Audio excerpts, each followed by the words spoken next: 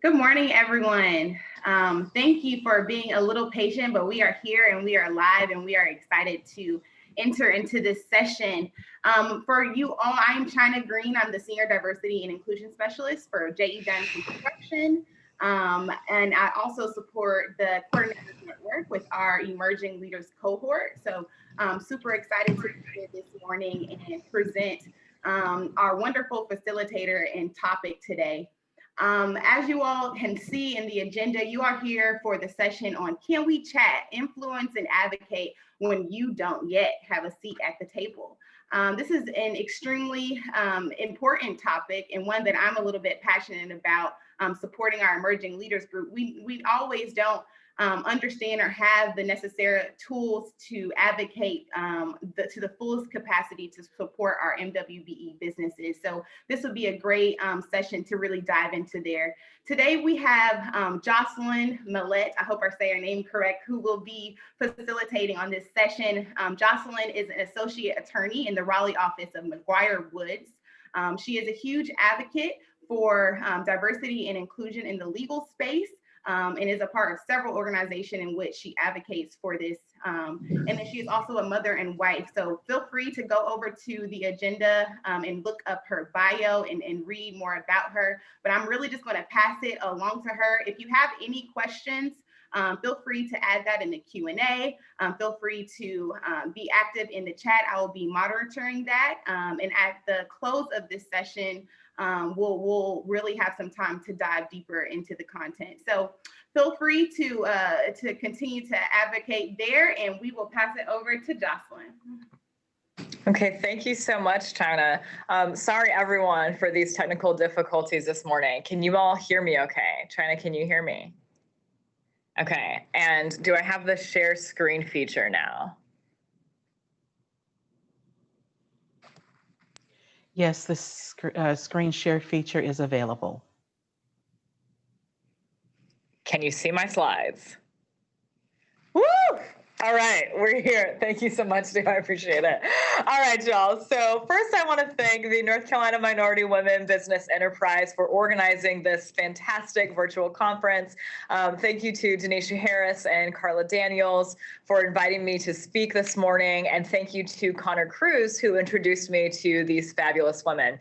And of course, thank you to China Green for this introduction and for moderating our questions at the end, and to Sydney Coles for your help with all the tech support. So, like China said, my name is Jocelyn Mittenall-Millette. I'm an associate attorney at the international law firm of McGuire Woods. I work in the Raleigh office, and I'm honored to share some of my lessons learned in advocacy and relationship building in hopes of inspiring and empowering all of you to advocate and influence for your businesses and your respective roles. So, I know most of us like organization, and we like knowing what's about to happen, what's going on. So I want to lay out for you how we're going to handle this presentation this morning. First, we're going to talk about what is advocacy.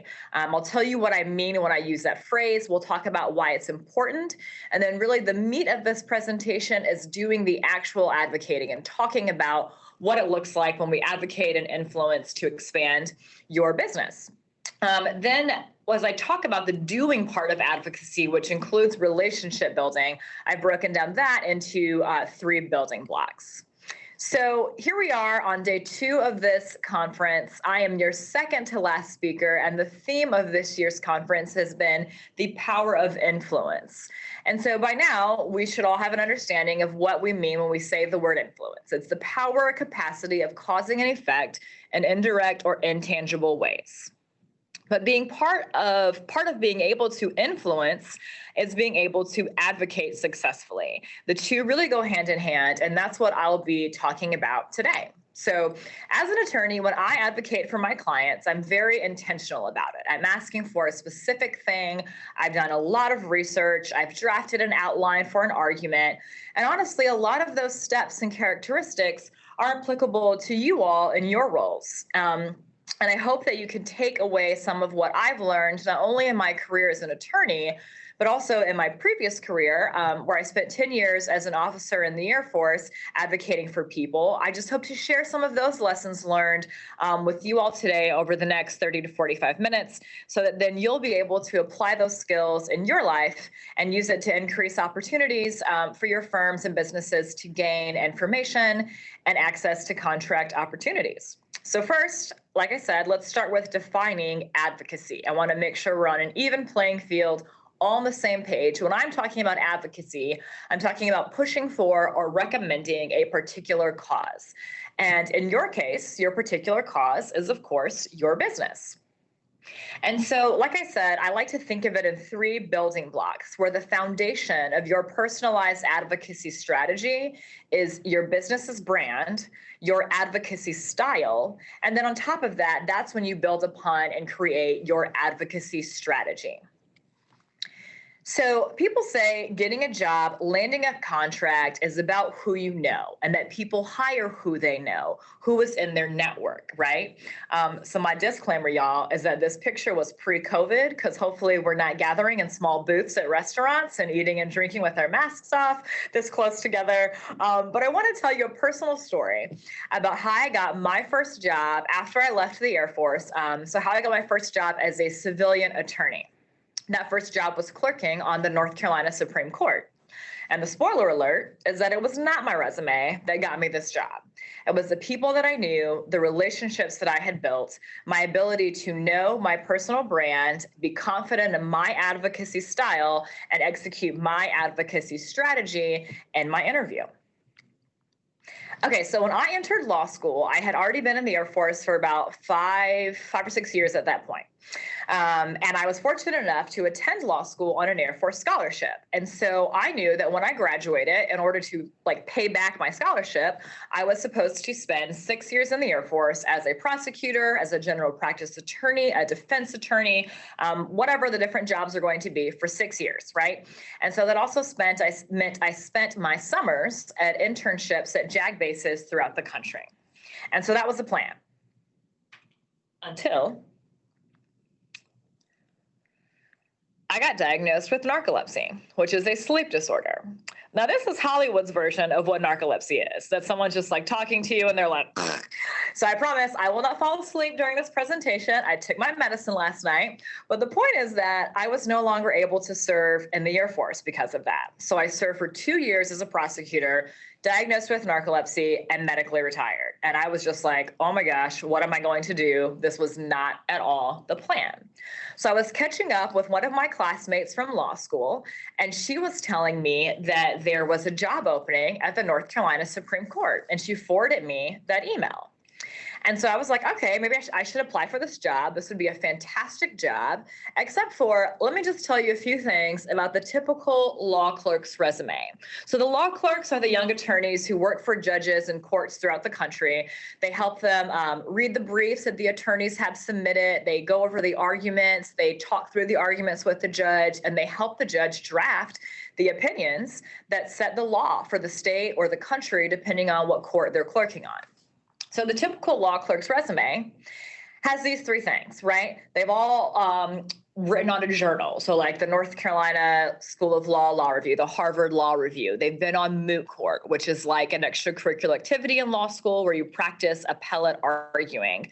And that's the type of arguing that law clerks and judges are listening to when they're in court. And they've usually taken a judicial opinion writing course. My resume didn't have any of those things. I didn't write on a journal. I wasn't on moot court. I had not taken a judicial opinion writing course. And that's because I knew I was going to be a prosecutor and I was going to be in the JAG Corps for 6 years. So I didn't need to do these things. I was on the trial team. I was involved in the Black Law Students Association. I was doing all sorts of other things in law school. I mean, I was involved, right? I wasn't just going to school, but I wasn't doing these things because I wasn't planning on being a law clerk. But what I did have, I had Thomas Walker in my network. He was the U.S. attorney at the time in the Eastern District of North Carolina. And I had worked for him during an externship at the U.S. Attorney's Office, and we had kept in touch. And so Thomas was at a big law firm before he became the U.S. attorney. And when he was done being the U.S. attorney, he went back to the law firm. So I asked him if we could have lunch, and he taught me about life at a law firm because I had no idea what it was like. Then I talked to one of my mentors, Judge Erica James, who's an African-American female judge in Goldsboro, where I was stationed at Seymour Johnson. I'd gotten to know her because I was involved with the civilian attorneys while I was stationed in Goldsboro, not just my JAG attorneys on base, but I would go downtown into Goldsboro, downtown in Goldsboro, and meet with and talk to their civilian attorneys. And that's how I met Judge Erica James. And I told her I was about to get medically retired from the Air Force and that I was going to apply for this job at the North Carolina Supreme Court. And I asked if she knew anybody who had worked there. She said, anybody who had worked there, Chief Justice Sherry Beasley is one of my homegirls. And so then she introduced me to Justice Sherry Beasley, who had a phone conversation with me and was so kind and generous with her time and gave me advice for interviewing with a particular justice that I was applying to work for, who was Justice Barbara Jackson.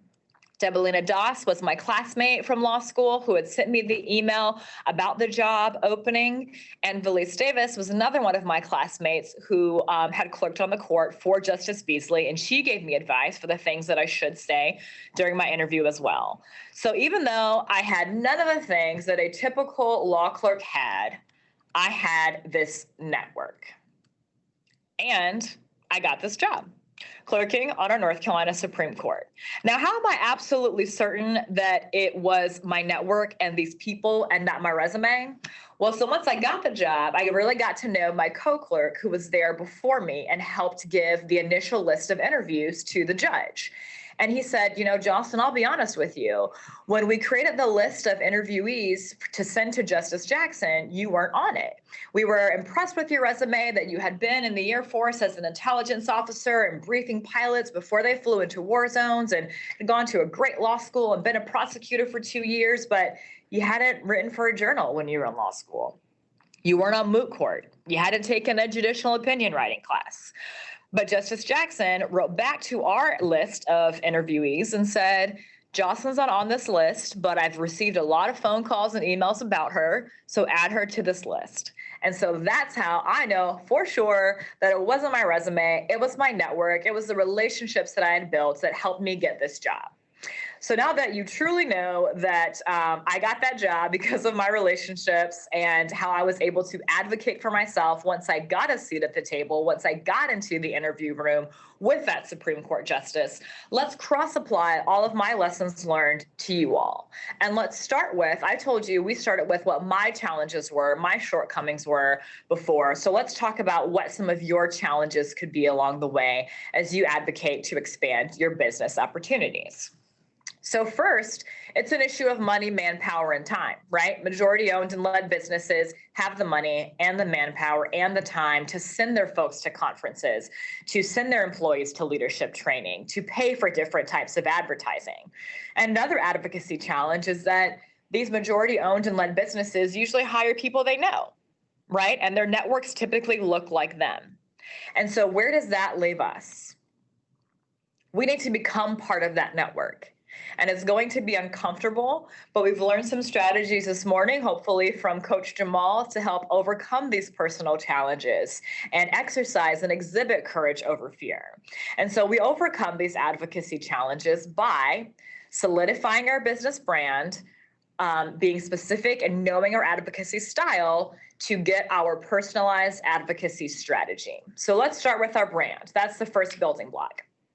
Why is this important? Why do you need to be able to hone in on the strengths of your business's brand and to be able to convey that to someone, whether it's a formally planned meeting or an impromptu run-in at the grocery store? Why does this matter? Because you don't want to find yourself in a meeting, at a panel, after a panel, in an elevator with someone you would really like to work for or with someday and not have your story together. Because if your opportunity to advocate for your business is not planned and it just impromptu presents itself, you want to be ready. You don't want to have a moment where your 30 seconds to tell your story just dissipates into thin air. You need to know your brand and know your purpose, and it becomes a lot easier to sell yourself, right? We've all heard this before, the phrase, the 30-second elevator pitch. And usually when I do this presentation, it's in person. And so I literally stop and call on people in the audience to say, you have 30 seconds. I start a timer. Tell me about your business. Or if the audience is more focused on personal branding, I say 30 seconds. Tell me about yourself. So y'all are lucky. I've been told that I can't unmute you. So you were saved from this portion of telling me about your business in 30 seconds. But that is what we would do here. And so why is this important? The reason why your brand is so important because you need to be confident in your business's brand in order to advocate effectively for your business. It's the foundation of your advocacy strategy. And why is getting this right so important? You all of you are extremely busy. Some of you probably had a moment of hesitation when you signed up to attend this conference because you were like, can I spend 2 days doing this? Even right now, this morning, probably some of you are still multitasking because we are extremely busy people. Everyone is extremely busy, but you never know what the future holds. So let's just take a look at how powerful your business's brand can be. What are some of the words that come to mind when you see these brands? Again, pre-COVID, I would have y'all shout out words that you would be thinking of when you see these brands. Some of these brands don't even have words. They're just symbols, they're pictures, but you know who they are and what they mean. Brand recognition. These companies have spent literally billions of dollars trying to help you recognize their brand and describe what it means.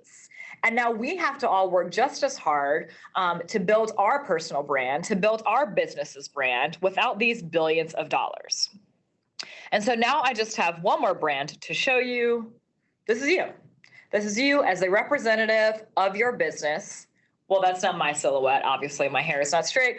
But what is the first thing that people say when they see you as a representative of your business? Take a moment to think about that. What do people say when they see you walk into a meeting, when they see your bid come across the table, and maybe you're satisfied with the word that comes to mind, that you hope comes to mind, but maybe you want to change that.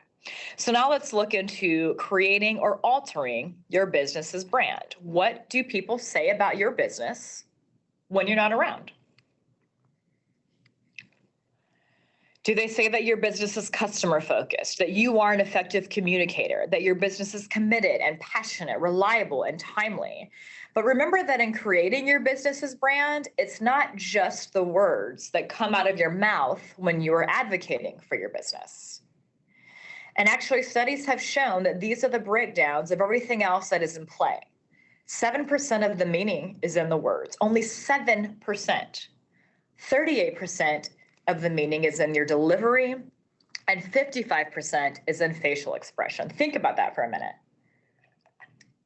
It's imperative that you have an awareness of the message you're conveying when you are advocating, that it's beyond your mere words. And actually, being part of a good advocate is being a good listener.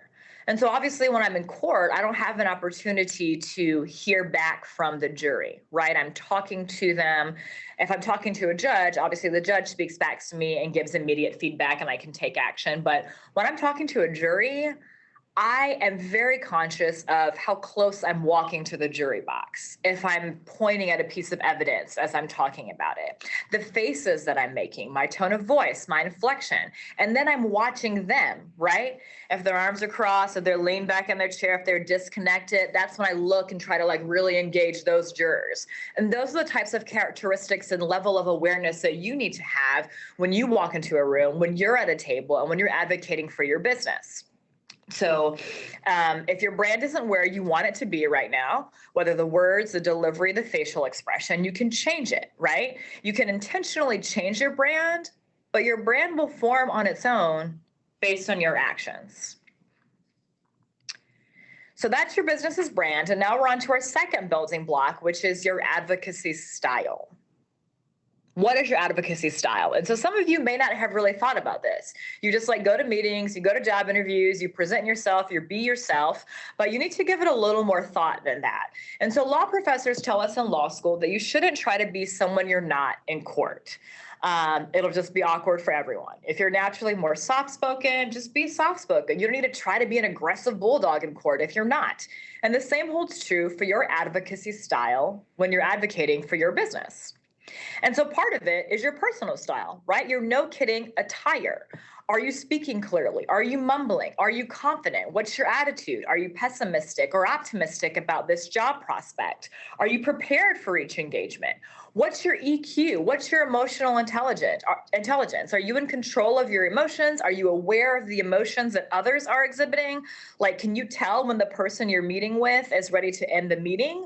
Or are you endlessly droning on and completely oblivious to them packing up their stuff, getting ready to go to the next thing? So now that's the personal style part. And the other component is the substance. What are you no kidding bringing to the table? Do you have good attention to detail? Or were there typos in the email that you sent when you asked for this meeting? What is your business's reputation in terms of quality of work and attention to detail? What does your business bring to the table in terms of subject matter expertise? And then that is your advocacy style, your personal style. It's about you and the substance, which you're bringing about your business's brand to the table. That's your advocacy style. So that's your business's brand, then your personal advocacy style, then you get your personalized advocacy strategy. But what is foundational in advocating for your business and actually executing this advocacy strategy is building relationships. And I prefer that phrase over networking. Because think for a minute about what you feel when you hear the word networking, when you see this word on the screen. For some people, this phrase is sort of anxiety inducing, right? So I don't like to use it. It sometimes evokes feelings of being in a crowded cocktail room, pre-COVID, being in a crowded cocktail room and having to talk to people that you don't know. And for some people, it's exciting. Some people want to share the story of their business, but to what end? Are you talking to new people? Are you getting to know a new person just for the sake of your business, just for the sake of yourself? Or are you truly interested in building these relationships? So just like how I honed in on my network and the relationships that I had built, because it was on my resume, to land my first job as a civilian attorney at the North Carolina Supreme Court, the relationships that you build through advocating for your business will likely be the sparks that lead to your expanded business opportunities. Maybe not immediately, but eventually. So there are two types of networks, right? And you need to determine which type you currently have. And this breakdown of types of networks comes from a Harvard Business Review article. And so network A looks like this, right? They're highly dense networks that are made up of people you know who also know each other. Everyone's connected, right? And women and people of color, interestingly enough, more often have this structure. So that's us. And the other type of network is a highly efficient network. Highly efficient networks tie to a diverse set of individuals who don't know each other. Now, hopefully you are the center of that network, a highly efficient network, and you know someone over here in construction management. You know an architect here, you know a wealth advisor here, you know an attorney here, and you can connect all of those people. That type of network, a highly efficient network, is associated with faster promotions and higher bonuses. So how do you know? What type of network do you have? LinkedIn can actually tell you. There's a really cool feature on LinkedIn. Y'all have probably seen this heading. It says people also viewed. People who looked at your profile also looked at these people's profiles. And if everyone else under the people also viewed, if they all look like you, if they're all the same gender as you, if they all have the same job, they're all in the same industry as you probably have a highly dense network and not a highly efficient network. And so when I took this screen grab, as I was adjusting this presentation for you all, I was like, oh, shoot, that's 3 Black women that popped up under people also viewed. And so I didn't want y'all to play me. So I had to scroll down and get another screen grab of the rest of the people that were under people also viewed. And so it's Black men, it's an Indian woman, Native American woman, someone who's in the Air Force, someone who's a director of application engineering, a VP and assistant general counsel, a project manager. So they're not all lawyers. They're not all Black women. They're not all women even. So I, hopefully, I think, have a highly efficient network instead of a highly dense network. And I want you all to go to your LinkedIn and check it out and see what your people look like under your People Also Viewed tab. Okay. So as you're increasing, that's the importance of building relationships, right? You need to expand your network, make it highly efficient, not highly dense, and increase your advocacy opportunities and therefore your business opportunities. And if you think of a network as a noun and relationship building as the verb, like what you're actually doing, you're building these relationships to create a larger network to expand your advocacy opportunities. And so now we're here, the third building block. You've examined your business's brand, you've thought about your personal advocacy style, you have your advocacy strategy, you've created a highly efficient network, and now you're ready to advocate. And I like to think of this in these 3 chunks. When you're advocating, you first set goals, then you execute and cultivate your actual strategy, and then you need to evaluate and maybe tweak it and adjust it. But this is a cycle, right? I should have made this a circle instead of a line, because then it starts back. Then you're back to setting new goals. Then you're in the execute and cultivate phase. And then you're evaluating and adjusting, and then you're going back. So the first chunk is setting these goals, right? What do you want? What is the point of your advocacy?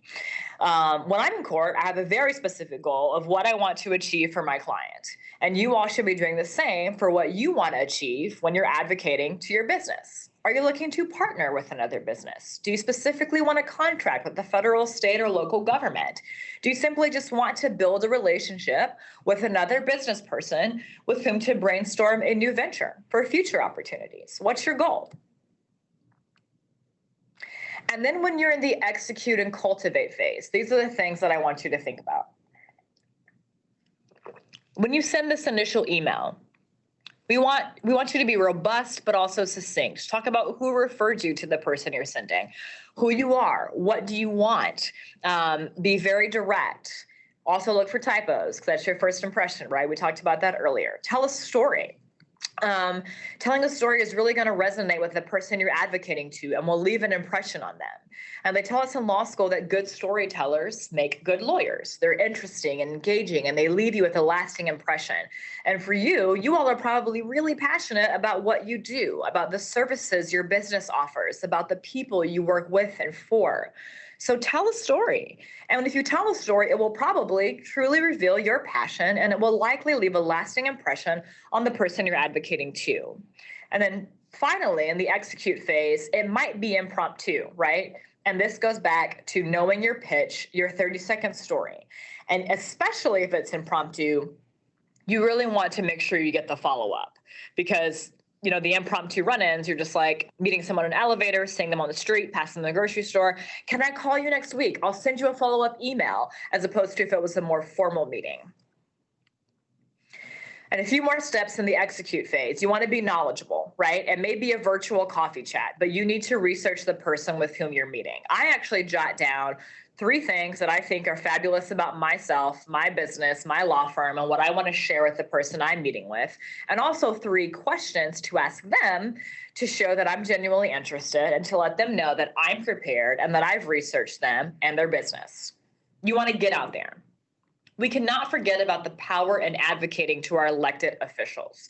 So tune in to your county board of commissioners meetings, your city council meetings, and they're all on that channel, and they're all on Zoom now. So you can literally just be on your couch in your living room watching these board of commissioners meetings and city council meetings. And I know because my husband watches them sometimes. And you can follow up with someone. Here's something that they say, shoot them an email, say, Commissioner so-and-so, I heard you on the Zoom meeting last week, found it interesting you said this. Can we sit down and chat more about this? Because I can bring this to the table, et cetera, et cetera. This coalition of like-minded groups, you're doing it right now. You're already doing that by being connected to the MWBE, right? And being present at this conference. But you also want to have a clear strategy. We're taught in law school to start your closing argument, asking the jury what you want them to decide. And then you tell them why they should decide that way. And you end your closing argument with what you want them to decide. And you should advocate the same way. What you're asking for, why the person should give it to you, what you've asked for.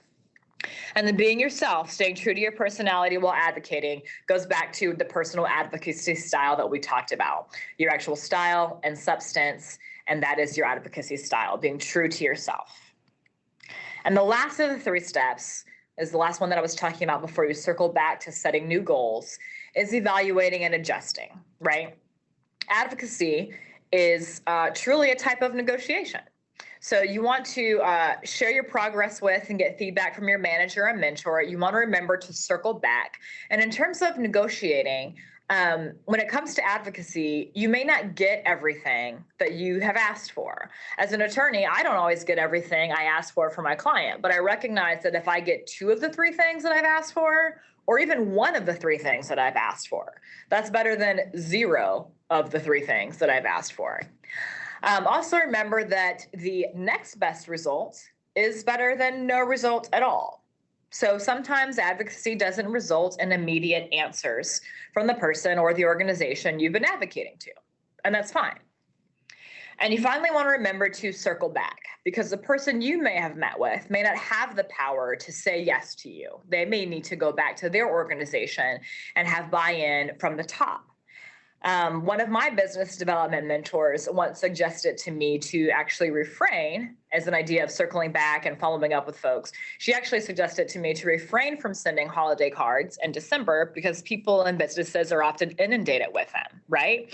And she suggested instead sending Happy New Year cards because not only there are less of those, but it's more close in time to when the holidays are over and everybody's back in their working groove and I can follow up and meet with them. So that's actually something that I do, just something to think about in terms of following up and circling back to folks. So there we are. There's an advocacy strategy. You set your goals, you execute and cultivate, finally you evaluate and adjust, and then it starts back over again. But let's be honest, advocacy can be exhausting. It's a lot of work to think about ahead of time. It's a lot of work to actually do and to start over again. And I mean, it can be exhausting, not just for folks who have narcolepsy and sleep disorders, but for all of you. It can be truly exhausting. You may not land a contract the first time. You may not get the job in the initial meeting, but you must be persistent. So one of my many mentors has worked in the diversity space for 13 years for law firms, tech companies, nonprofits, and she once told me she sometimes feels like Sisyphus in her line of work. So Sisyphus is a figure from Greek mythology who y'all most probably remember from this image. He's most remembered like this, right? Zeus condemned him to eternal punishment to roll a boulder up a mountain, only for it to roll back down once he got to the top. And he repeated this action for eternity. So in your line of work, you may sometimes feel like Sisyphus. You're building relationships, you're building your business's brand, you're advocating for your company, and you get to the top and you get a new deal, you land a new business opportunity, but then you feel like the boulder is rolling back down on you because you got to start over again. You can't be complacent and just land that one job or connect to that one awesome person, but you got to do it all over again. But don't give up. Be persistent, because the point is, right, you eventually make it to the other side. You're successful in advocacy, you're successful in your advocacy efforts, and it's worth it because on the other side, you have now created opportunities for your business to be seen as a peer. These majority-led and majority-owned businesses hire people they know. We talked about that in the beginning, but now you have become a part of that network. And also remember that you're not out here by yourself, right? Remember that increasing diversity is the right thing to do. It's the economically smart thing to do. And majority-led and owned businesses are acknowledging that. It may have taken some of them a little bit longer, may have taken summer of 2020 to recognize that. But the point is that is being acknowledged now. So that should encourage you. But in closing, the thing I want to leave you all with is just two pieces of advice. And the first is to show yourself some compassion and to take care of yourself. And so self-compassion, don't be so hard on yourself, right? If you didn't do or say exactly what you want to say each time. My time in the Air Force combined with my time as an attorney is almost 20 years, and I still don't get it right every time. But I practice. That's why they call it the practice of law. You all can practice. You meet with new people. You keep trying. You try different things, but don't be so hard on yourself. And just keep in mind that you have already taken a step in the right direction by signing up to attend this conference. So be compassionate to yourself. And the second piece of advice is to take care of yourself. One of my mentors once told me that self-care is not selfish, it's actually selfless, because you are your best self for everyone around you when you are taking care of yourself. But I know it's a hard thing for a crowd like you all to do. You're very passionate about what you're doing. You want to be good at it. You care about your work, your business, your people, your family, your community. So sometimes it's very difficult to step away, but know that sometimes you just have to step away, to regroup, because raggedy, worn out advocates are not successful advocates. So I hope that you all have found this helpful. I wish you every success as you effectively advocate for your businesses. And I really appreciate this opportunity to share some of my lessons learned as an advocate with you all. And I think now I'm going to turn it back over to China to see if there are any questions that have been submitted to you. Hi, wow, such great content that you shared with us. Feel free to add any questions or comments in the chat, but such great takeaways. I had a quick question. You talked through your advocacy strategy and meeting with folks and putting your brand out there. What are some innovative ways that you can do that? You talked about having your three ideas that you want them to be able to, I guess, accept from the conversation and things that you want to chat with them about. Is there any other, I guess, action items that you can provide in doing that innovatively and having that experience to make your conversation memorable? Sure. So yeah, those are the biggest things, China. Thanks for that question. To go in and think about the unique experiences and opportunities that I've had. So it's the three things that I want to put forward and leave a memorable impression on the person that I'm meeting with, right?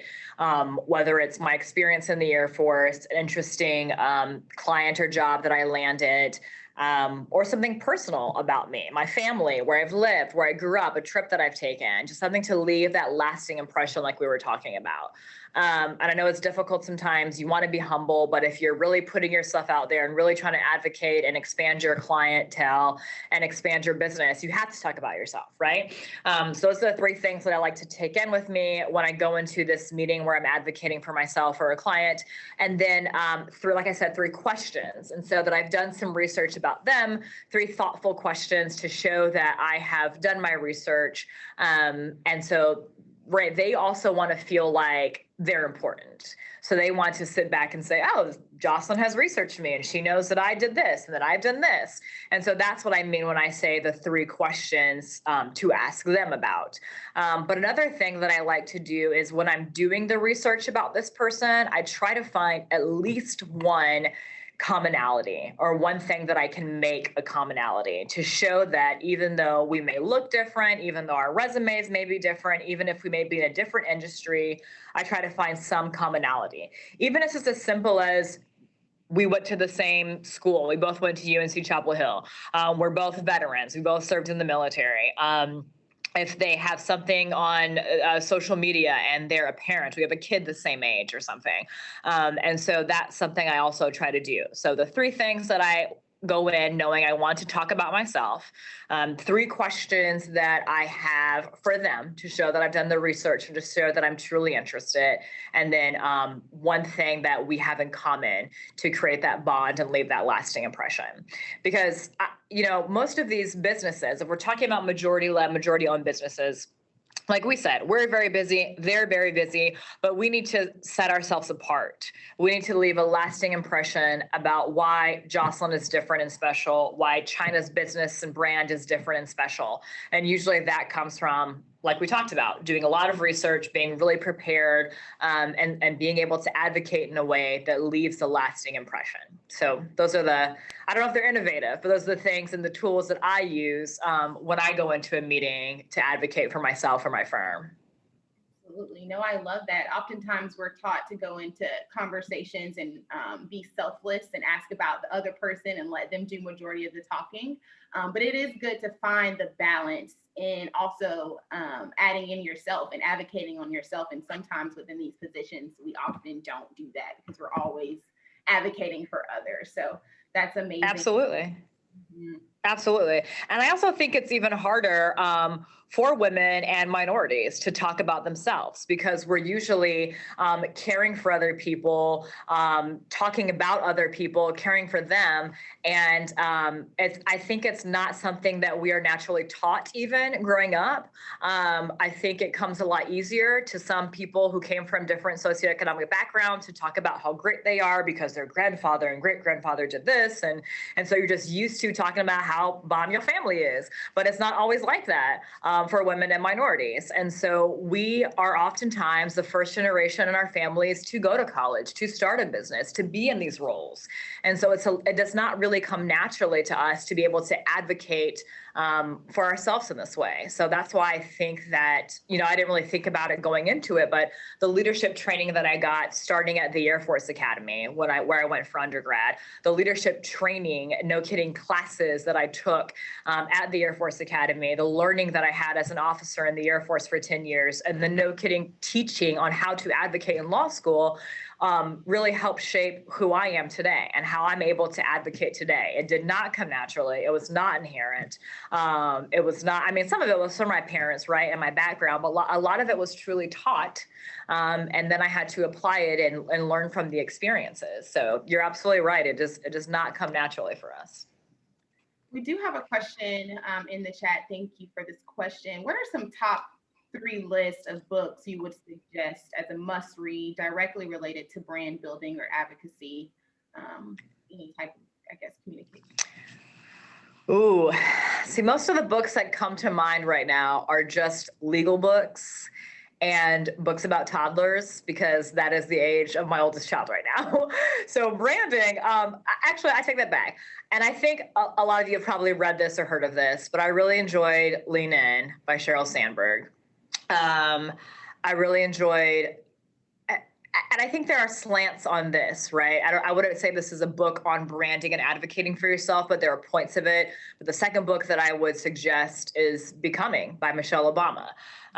Again, I guess this is good for the audience that I'm talking to, but my recommendations are from women, from minorities. So let's see, I would say Lean In, Becoming.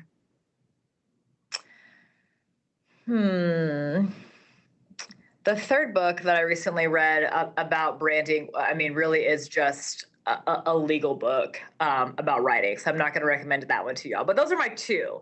But I would also say I'm a big podcast person, and there are incredible podcasts out there about branding and advocating. And again, one of my favorites, obviously you can tell I'm a Michelle Obama fan, is her podcast. But the two best books that I've read about putting yourself out there, creating who you are as a woman in a professional space, I would say are Lean In and Becoming. Absolutely. I would add one to that, The Memo by Minda Harts, How to Get Your Seat at the Table as a person of color. Great book there, especially as a minority. Say that one again. What's that one called? The Memo? The Memo by Minda Harts. And she okay. has a great podcast that I would look up as well. Yes, podcast person for sure. It's a lot easier to get time in with podcasts than books these days. We do have one last question that we want to get in. I can pull it up.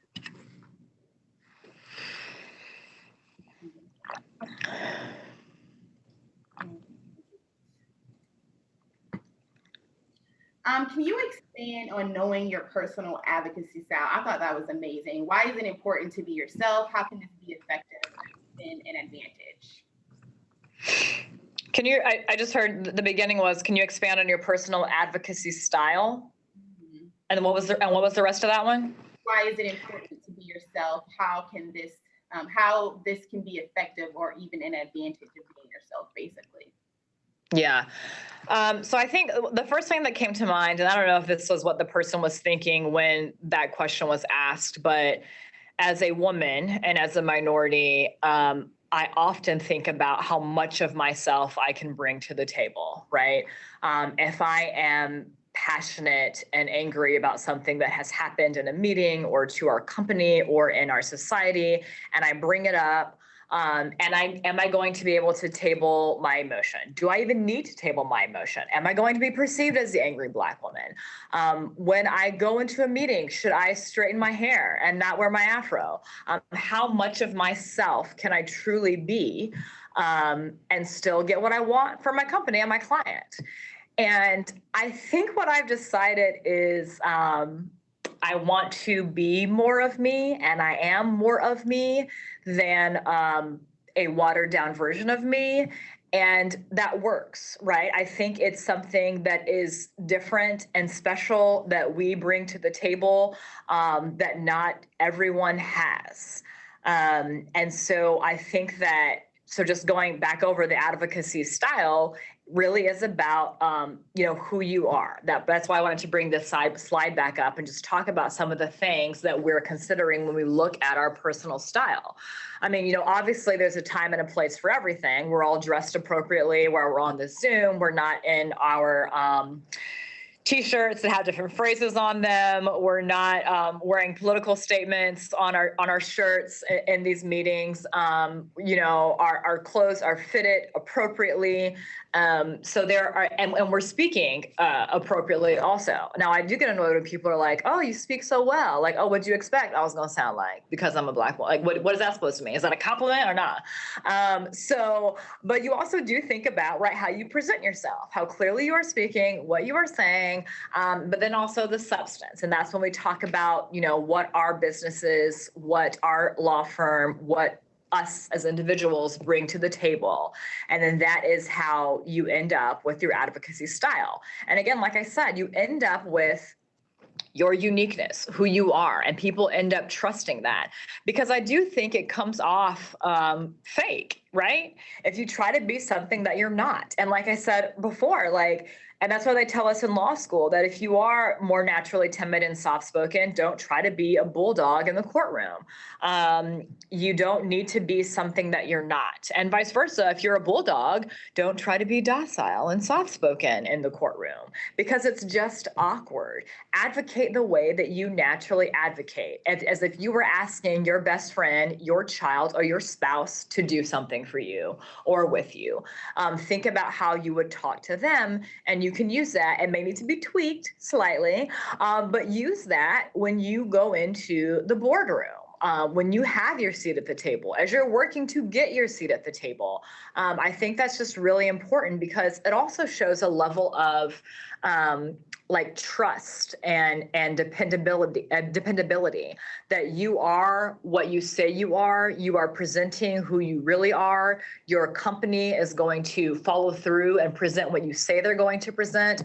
Because I think that if you show up to the table and your hair is straight when you usually don't wear it straight, or you're wearing something that you don't usually wear, or you're talking like you don't usually talk, they're going to see through it, right? And they're not going to want to hire you. They're not going to want to give you the job or the contract or the bid, and you're back at square one. So that's why it's such an important part, right? Like, your brand is built, your business is what it is because you've built it, but then it's who you are. You're the one that's taking that brand, bringing it to the table, and executing your advocacy strategy. And again, if it's not honest, right? I think people will see through that. And so that's why it's so important to hone in on your personal advocacy style and use that and be proud of it, right? When you go to the table and advocate.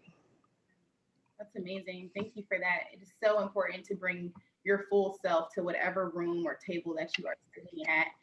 In closing, Jocelyn, I just really wanted to thank you for your presentation and highlight something to our attendees today on the importance of not being hard on yourself. You mentioned that, and taking care of yourself.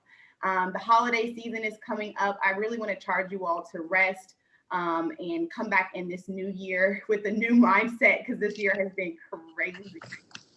And it's so important to take care of yourself. Oftentimes advocating for others, and we have to advocate and also and build ourselves back up. So I definitely charge you to do that. So again, thank you for your presentation, Jocelyn. I hope this has been valuable for all the participants. Our next session is going to start at 11:15 with the best practices on EO 143. So please go and find that link to join that session. But thank you all for attending, and I hope you all have a great rest of your day. Thank you, everyone. Thank you, China.